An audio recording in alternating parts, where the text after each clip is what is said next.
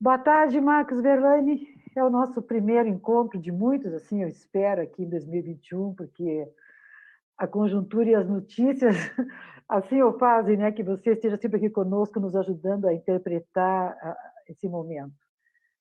Nós todos, quando eu falo nós que estamos aqui, né, com coerência, pensando no bem-estar da população brasileira, num encaminhamento correto, científico para o final da pandemia, um encaminhamento político e econômico que beneficie os trabalhadores. Então, eu coloco esse nós porque eu sei como é o nosso pensamento.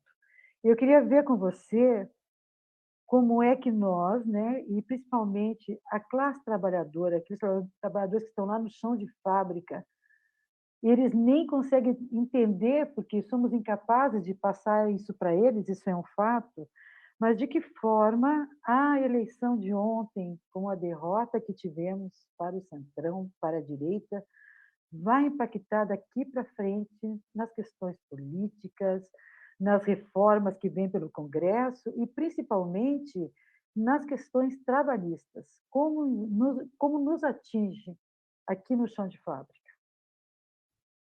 Boa tarde, Gilce. Boa tarde a todos que nos acompanham aqui nesse canal. Gilce, a derrota de ontem, ela precisa nos ensinar e nos ajudar a compreender o que de fato está acontecendo.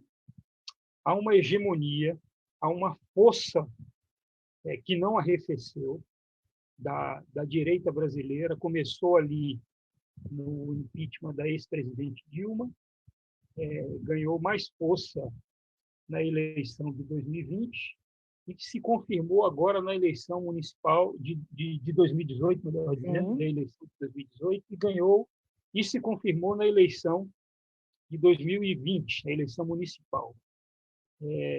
Então, a vitória do Arthur Lira é a vitória da força política que está no poder. E isso vai nos impor que tenhamos uma compreensão mais refinada do que está acontecendo, né? A agenda agora que vem com o Arthur Lira vai ser uma agenda muito difícil para os trabalhadores brasileiros, porque, além da agenda econômica, da pauta fiscal, de restrições de direitos aos trabalhadores, vem também uma pauta de costumes, uma pauta ideológica, que não é fácil de ser viabilizada, porque é uma pauta que divide. De qualquer sorte, o presidente Jair Bolsonaro agora dispõe efetivamente de dois aliados, um na Câmara e outro no Senado. No Senado, ainda é difícil de ter um cenário mais efetivo, até pelo perfil do senador Rodrigo Pacheco, que era originalmente do MDB, e migrou para o DEM. Tá. Mas na Câmara a gente sabe o que vai acontecer. O Arthur Lira é um filhote do ex-deputado Eduardo Cunha. Aprendeu tudo com ele, né? Nossa. Então, não podemos ter nenhuma expectativa positiva da gestão Arthur Lira à frente da Câmara dos Deputados. Vamos ter muito mais dificuldade de encaminhar a nossa pauta. Quem não acreditava, achava que era uma retórica, vai entender na prática a partir do primeiro ato do deputado Arthur Lira, logo depois de confirmada a sua vitória no primeiro turno por 302 votos. É importante dizer que o Baleia Rossi só teve os votos da oposição. A oposição todos juntos ali, com exceção do pessoal que lançou uma chapa, tinha pouco mais de 130 votos. Ele teve 145 votos, então apenas a oposição e alguns outros avulsos dos outros partidos votaram no Baleia Rossi. Marcos, o que está posto, como você colocou aqui no primeiro bloco nosso, precisamos refletir, né? A esquerda precisa também analisar de que forma enfrenta isso. Vou até usar aqui uma frase que você falou em off aqui, que não podemos querer chegar a resultados diferentes com as mesmas atitudes. Então, eu aproveito e te pergunto agora, né? Qual é a atitude, primeiro lá no Congresso, né? de enfrentamento da dita esquerda, né? desses deputados que estão lá na oposição. Qual é o comportamento que poderia conter danos, né? A palavra é conter danos. A gente não vitória, estamos acho que longe dela nesse momento. Mas de que forma a gente pode arrefecer tudo isso, pode diminuir esses impactos negativos para a classe trabalhadora? Embora, claro, não estou te pedindo aqui uma receita de bolo, porque é inviável, mas pela sua experiência, quais atitudes poderiam conter mais esses danos? Gilce, dentro e fora do Congresso, pensamento progressista, não estou nem falando da esquerda somente, falando do pensamento progressista. Dentro e fora do Congresso, nós vamos ter que, primeiro, interpretar adequadamente a realidade. Acho que um dos problemas da esquerda brasileira, sobretudo, é que está tendo muita dificuldade de interpretar adequadamente a realidade. Eu estou me referindo especificamente a essa coisa de unidade apenas da esquerda. Não é suficiente. Sim. Não é. Está claro isso, é evidente. Nós sofremos uma derrota com o impeachment da presidente Dilma em 2016. Dois anos depois, a extrema-direita ganhou a eleição e governa Sim. com força e expressão, porque tem expressão na rua, e acaba de, por exemplo, de ganhar, de fazer os dois presidentes das casas legislativas federais. Elegeu Arthur Lira na Câmara e o Rodrigo Pacheco no Senado. Então, a primeira coisa é ter em mente a realidade concreta. Se a gente tentar impor o nosso desejo à realidade, é óbvio que não vai dar certo, né? A primeira tarefa é essa, interpretar, à luz da realidade, a realidade. Sim. E a segunda tarefa é ter unidade, atuar junto, porque sozinhos, evidentemente, nós não vamos ter força para superar essa dificuldade, dentro e fora do Congresso Nacional. Então, esse discurso de frente de esquerda é falso. É apenas uma vontade de quem quer impor o seu desejo de não compor com golpistas, entre aspas, de quem votou no impeachment da presidente Dilma. E tal. Se nós ficarmos olhando para o retrovisor, nós vamos novamente bater com a cara no poste. E o poste é de concreto e a gente não vai se dar bem. Então, essas são as duas tarefas que eu entendo serem as duas prioritárias. Então, isso, de início, é importante para a gente conter danos, para a gente diminuir os nossos reveses, porque a gente só tem tido revés. Nós não temos tido nenhuma vitória. Sim, então, eu repito, como querer ter êxito fazendo as mesmas coisas, quer dizer, cometendo os mesmos erros? Nós não vamos ter êxito, nós vamos ter que inovar, nós vamos ter que ampliar o nosso arco de diálogo, de força, de articulação política. É isso que tem que acontecer. Isso é uma premissa. Não tem nenhuma novidade disso que eu estou falando. Até agora eu não entendi por que determinados setores da esquerda não enxergaram isso. Nós não estamos... as derrotas que nós estamos sofrendo no movimento sindical e na política, em que o movimento sindical está contido, não tem nos feito acumular nenhuma força. Muito pelo contrário. Cada derrota nos faz perder mais ainda, porque até um determinado momento, até a eleição do Lula em 2002, as derrotas que sofríamos até a última eleição de 98 significava acumular força, né? Acumular força, juntar mais aliados e tal. Então, por isso que o Lula ganhou em 2002, depois renovou em 2006, depois elegeu a Dilma em 2010 e depois reelegeu, ainda que ela não devesse ser a candidata, é preciso que se diga isso. Claro. Em 2014. Por isso que porque a gente conseguiu acumular força. Se eu não estiver enganado, o Márcio Postman, que é um brilhante economista, disse num evento do PT do Rio Grande do Sul, em 2019, que a sociedade que havia vicejado o PT não existia mais. Então, nós precisamos entender o que aconteceu a partir do impeachment da ex-presidente Dilma. Uma parcela da esquerda não entendeu isso. Então, por isso, as sucessivas derrotas. Eu espero que essa última derrota para a eleição da Câmara, e aí tem uma grande diferença. Todos que diziam que eram as duas faces de uma mesma moeda vão observar que estavam errados. É uma análise antidialética. Até pela conformação de forças que se construiu ali em torno do Baleia Rossi, e depois se desmilinguiu ali às vésperas da eleição, até ali foi uma articulação muito acertada. Então, nós precisamos entender o que aconteceu, e a gente já sabe o que aconteceu. A gente já sabe, quer dizer, aquele discurso do presidente Jair Bolsonaro de nova política é falsa. Pagou a eleição na Câmara. 3 bilhões de reais. E já antecipou 500 milhões em emendas para parlamentares chamado Centrão. Então, são as velhas práticas da velha política, vamos assim dizer. Por isso que eu digo sempre, não existe nova e velha política. Existe política. Não entender isso significa cometer erros de criança, erros ingênuos. Então, por isso que a esquerda está perdendo nesse processo todo. Sim. Deixa eu te fazer aqui, eu quero te fazer dois questionamentos. Primeiro, o seguinte, você está correto em toda a sua análise, é isso, não dá para, à luz da razão, dizer que qualquer uma das suas afirmações está equivocada, porque não está. A gente fica aqui buscando, pelo menos, uma luzinha no fundo do túnel. Como, nesse momento, apesar de... a vitória deles de ontem é incontestável, foi uma vitória.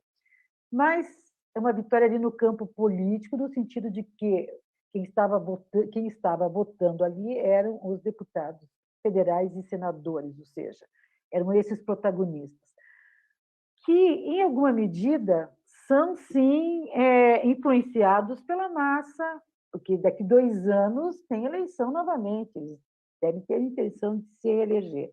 Onde eu quero chegar aqui, Marcos, será que o aprofundamento da crise aqui da população brasileira, a questão do mau encaminhamento, né, da má gestão da pandemia, será que, em alguma medida, isso pode ser que aumente aqui fora a temperatura do povo começar a cobrar, e isso pode fazer com que esses deputados todos, né, todos, essa grande massa que votou no Arthur Lira, que parem para pensar? Ou você acha que não temos vitamina, não temos força para isso? E esse governo ele vai até o final e agora com muitas chances de se renovar. Qual a sua opinião a respeito disso? Gilce, a crise pandêmica vai se aprofundar, né, porque a gestão desse vírus está completamente errada. O presidente Jair Bolsonaro ele desmoralizou todos os protocolos de saúde, todas as orientações médicas de cientistas, virologistas, infectologistas. Isso não pode dar certo. Não é à toa que, tendo o Brasil tendo 3% da população mundial, tem mais de 10% de mortos. Isso não é normal. Isso aí é a gestão totalmente errada da crise pandêmica. Isso não pode dar certo. É claro que o povo vai começar a cobrar isso. Não tenha dúvida disso. Inclusive porque a pandemia tem uma contradição objetiva. Todo o tempo o Bolsonaro desmoralizou os protocolos da OMS, os protocolos da ciência de combate ao vírus, alegando que a economia precisa funcionar. A economia só voltará a funcionar quando toda a população estiver vacinada. Sim. Isso é um fato. Enquanto a população não for vacinada, o vírus estará circulando. E à medida em que demore mais para combater efetivamente o vírus com vacinação, esse vírus vai mudando e vai se fortalecendo, vai matando cada vez mais gente. E aí paralisa a economia, evidentemente. Nós estamos sob uma profunda crise econômica e social, nós temos mais de 220 mil mortos, quase 10 milhões de infectados. As consequências disso para a saúde, para o setor sanitário serão danosas, porque muita gente que contraiu o vírus de maneira mais drástica, cujos efeitos foram mais drásticos, terão consequências na área de saúde muito grandes. sim, Então, o investimento em saúde terá que aumentar, enfim.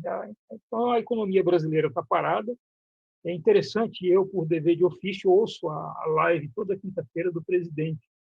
Ele claro. acha que vamos resolver o problema construindo 50 quilômetros de estrada ali, 50 acolá, quer dizer, isso é bobagem.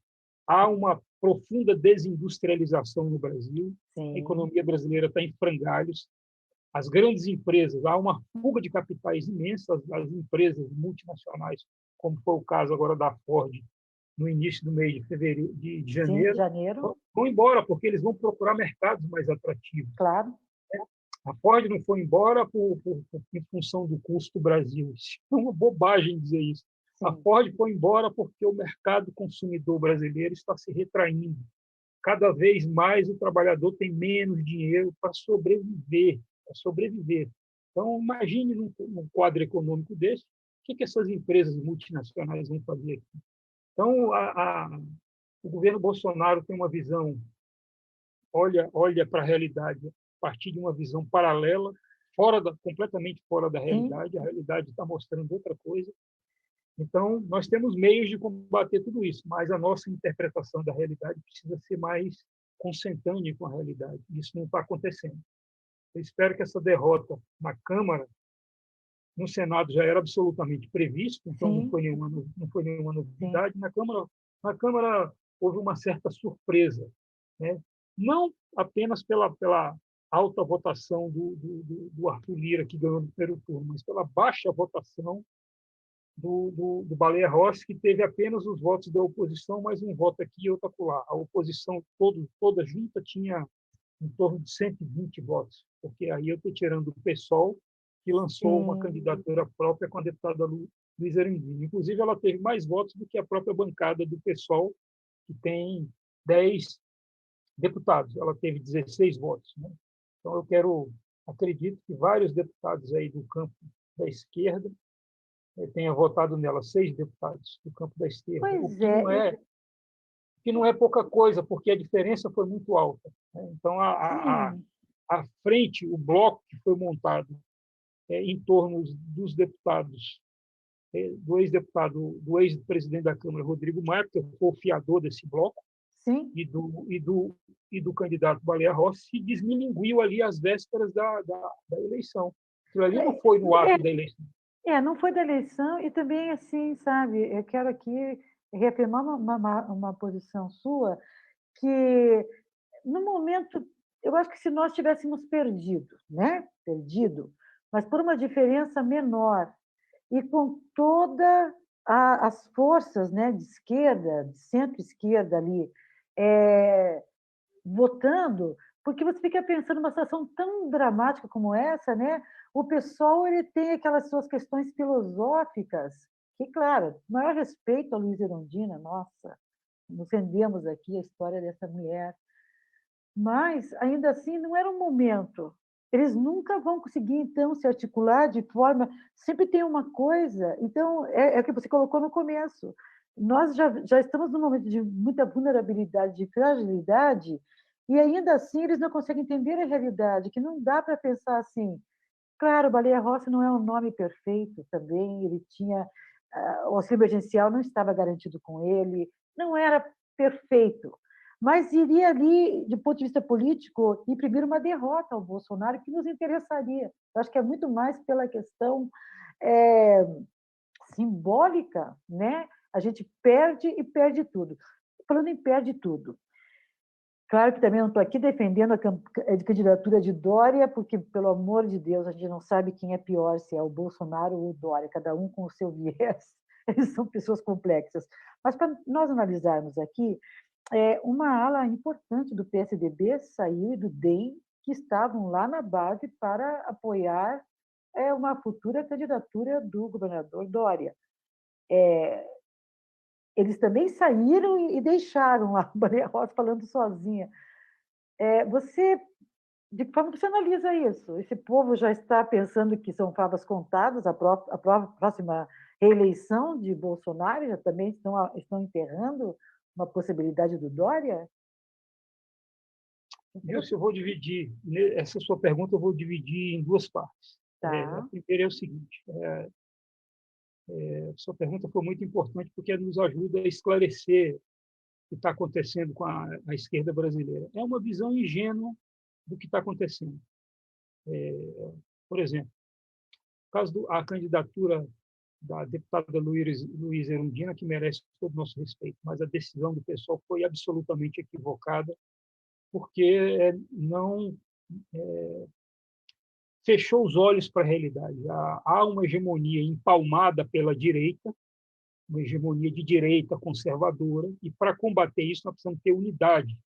Então, aquele discurso ingênuo que não, nós precisamos ter uma candidatura de esquerda para afirmar as nossas posições, para denunciar o governo Bolsonaro, demonstra uma visão embaçada da realidade brasileira.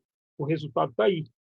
Então, a Erundina teve apenas 16 votos, teve até mais votos do que a sua bancada originalmente, porque o pessoal tem 10 deputados na Câmara, e fragilizou a aliança, a composição, que dava uma perspectiva política Uhum.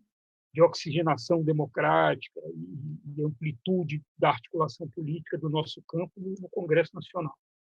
Inclusive porque partia de um princípio absolutamente equivocado, que o Arthur Lira e o Baleia Rossi eram as duas faces da mesma moeda. Não é verdade. Pela articulação que foi feita,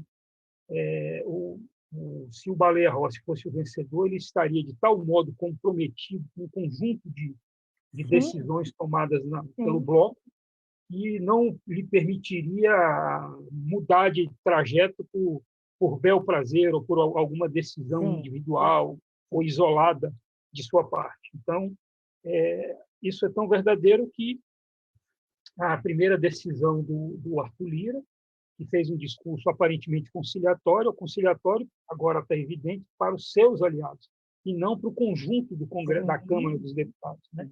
Ele anulou as decisões da segunda fase da eleição para a Câmara, que para eleger os demais membros da mesa, e praticamente retirou a oposição da mesa diretora da Câmara. Sim. Então, isso demonstra que Arthur Lira e Baleia Rossi não são as duas faces da mesma moeda.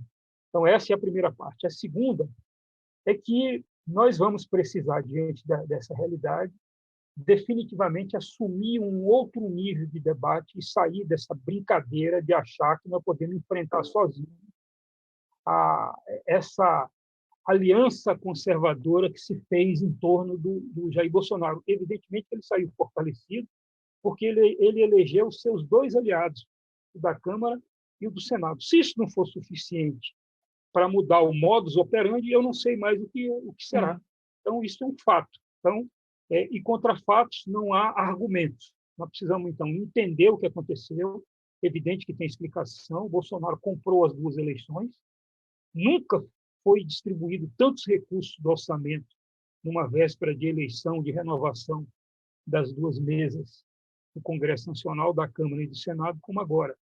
Então, nós vamos precisar mudar o modus operandi para enfrentar de maneira mais adequada e mais eficaz essa aliança conservadora que se formou agora, mais fortalecida ainda, nesse início de terceiro ano do primeiro mandato do Bolsonaro. Eu espero que a gente consiga interromper, a partir de agora, atuando de maneira mais inteligente.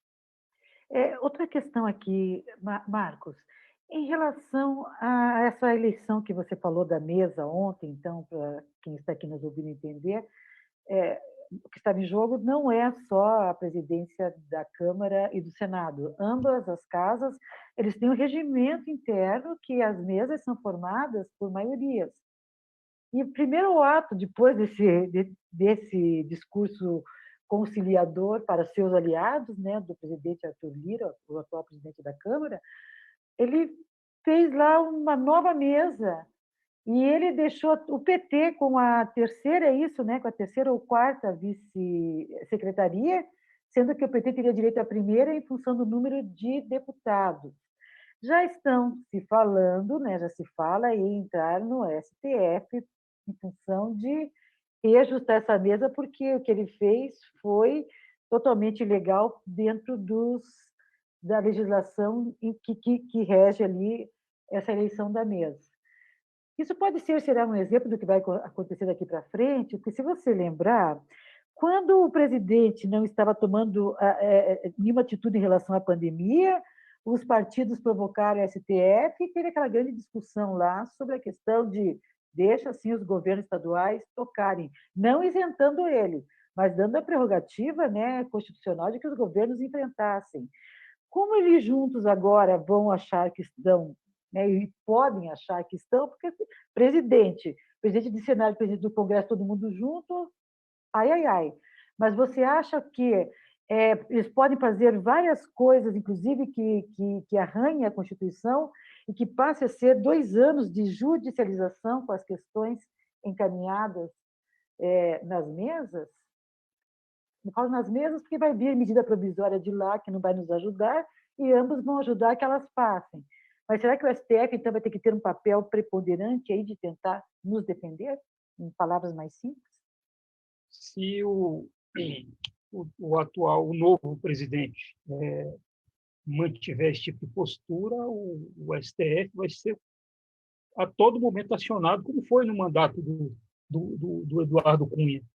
Porque o Congresso é a casa da proporcionalidade, quer dizer, precisa contemplar todos os partidos que ali estão, dentro da proporcionalidade. Isso não é uma decisão apenas política, é regimental, é constitucional, quer dizer. E o Eduardo Cunha teve no seu mandato uma gestão imperial. Ele simplesmente excluiu a oposição, derrotou sistematicamente a oposição. Sim. Se o Arthur Lira mantiver essa postura, o STF vai ser chamado toda hora a mediar conflitos no Congresso Nacional.